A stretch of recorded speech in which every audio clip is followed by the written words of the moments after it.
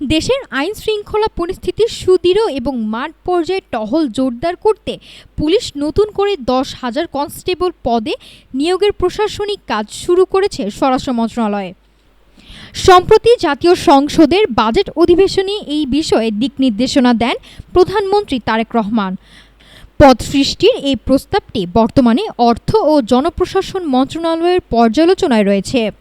দ্রুত ছাড়পত্র মিললেই নিয়োগ প্রক্রিয়া শুরু করবে পুলিশ সদর দপ্তর।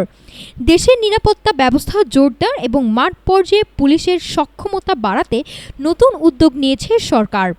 এবার পুলিশ বাহিনীতে যুক্ত হতে যাচ্ছেন আরও 10,000 নতুন সদস্য। সম্প্রতি জাতীয় সংসদের প্রথম বাজেট অধিবেশনের সমাপনী বক্তব্যে প্রধানমন্ত্রী তারেক রহমান জানান, জনগণের নিরাপত্তা নিশ্চিতে একটি আধুনিক ও পেশাদার পুলিশ বাহিনী গড়ে তোলার পরিকল্পনা থেকেই এই 10,000 কনস্টেবল নিয়োগ দেওয়া হচ্ছে।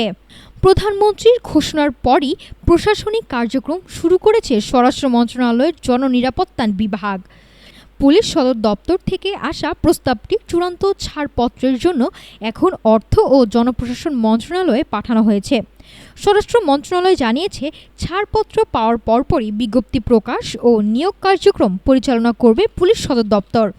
নতুন থানা গঠন এবং জনসংখ্যা বৃদ্ধির এই সময়ে এই নিয়োগ একদিকে যেমন পুলিশের টহল জোরদার করবে, অন্যদিকে তরুণদের বড় কর্মসংস্থান তৈরি করবে।